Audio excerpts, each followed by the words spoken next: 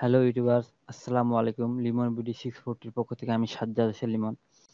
আজ আপনাদের দেখাবো কিভাবে নোকিয়া ফোন ইউএসবি কেবলের মাধ্যমে ফ্ল্যাশ করতে হয়। তো ফ্ল্যাশ করতে যে সফটওয়্যারগুলো লাগবে: বেস্ট BB5 ইজি সার্ভিস টুল, নোকিয়া কানেক্টিভিটি কেবল ড্রাইভার, নোকিয়া পিসি সুইট। তো আপনার প্রথমে নোকিয়া কানেক্টিভিটি কেবল ড্রাইভার, নোকিয়া পিসি সুইট এই দুটি সফটওয়্যার ইনস্টল করে নেবেন। আর ফ্ল্যাশ ফাইল গুগল থেকে আপনারা আপনাদের আরএম অনুযায়ী ডাউনলোড করে নেবেন। যেমন আমার আরএম হচ্ছে 207। তো আপনার আরএম কেমনে বুঝবেন?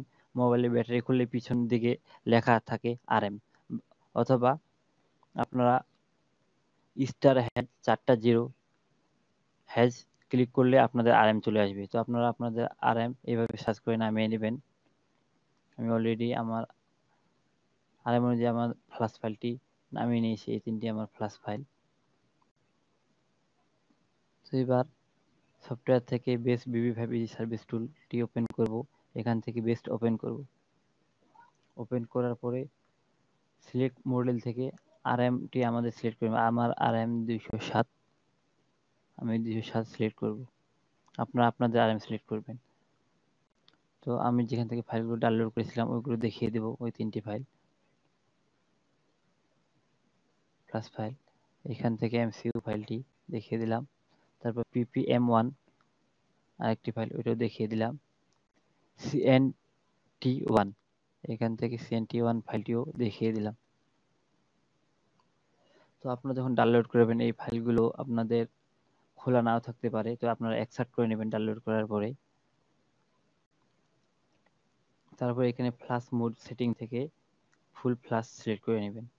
তো এবার আমি আমার ফোনটি ইউএসবি কেবলের মাধ্যমে কানেক্ট করব।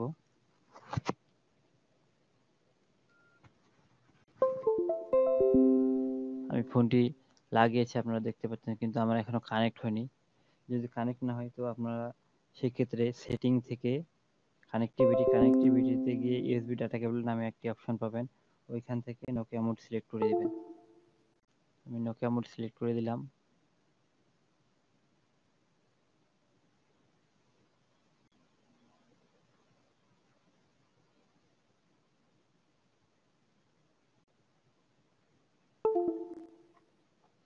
আসলে আমি কেবলই ভালোভাবে লাগাইনি।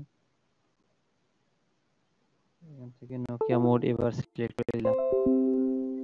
দেখতে পাচ্ছেন কেবলটি পেয়ে গেছে, কানেক্টেড দেখাচ্ছে। তো এখন আমরা সব সিলেক্ট করে দিলাম। এখন আমরা ফ্ল্যাশে ক্লিক করব। আমার ব্যাটারি আসলে লো, তো আপনারা ফুল চার্জ করে লাগাবেন।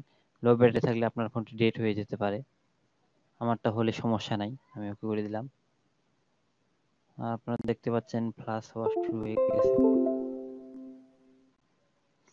তো এই মুহূর্তে কোনো মতেই যাতে আপনার ফোনটি ডিসকানেক্ট না হয় কেবলের সাথে। দেখতে পাচ্ছেন আমার ফোনটি ফ্ল্যাশ হচ্ছে সবগুলো ফাইল।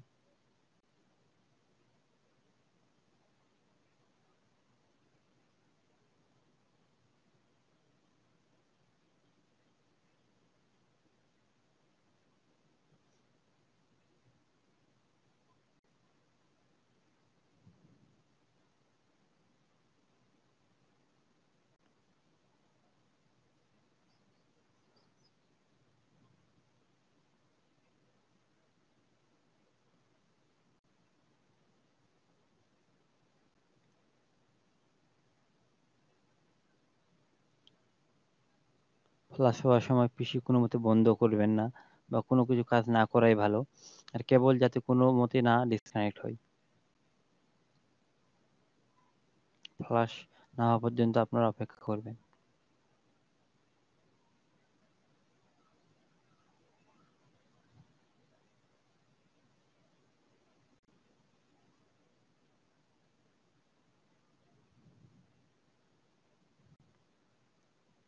আর আপনারা যদি এই ভিডিওটি দেখার পরেও না ফ্ল্যাশ করতে পারেন, তাহলে আমাকে ফেসবুকে নক দিবেন, আমি আপনাদের সাহায্য করার চেষ্টা করব।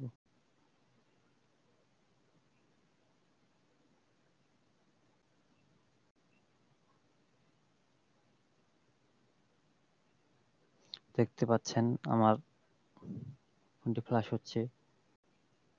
এই পার্সেন্টটি বাড়তেছে।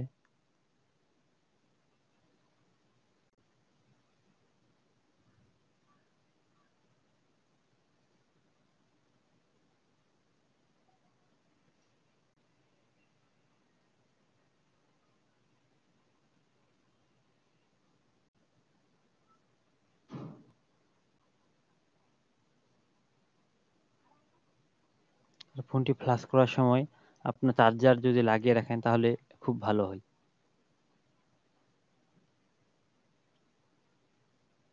নাহলে আপনার ব্যাটারি 100% করেই ফোনটি ফ্লাশ করবেন। চার্জ যদি কম থাকে তখন ফোনটি ফ্লাশ দিলে রিস্কে থাকে, ডেড হয়ে যেতে পারে।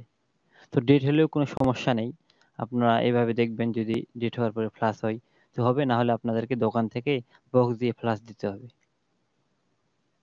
তো অনেক ফোন এভাবে ফ্লাশ হয়,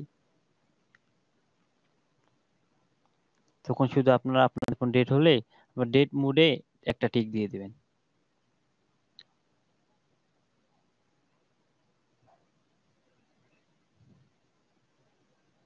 দেখতে পাচ্ছেন একের পর একটি ফাইল যাচ্ছে।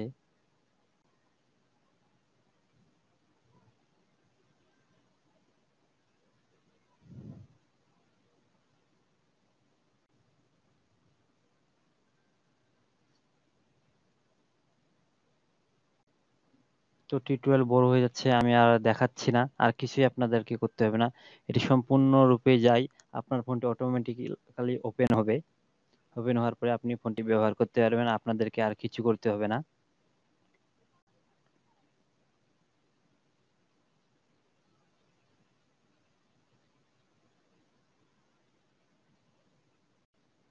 অনেক ফাইল আছে, এটা একটু সময় লাগে, তো আমি আর দেখাচ্ছি না।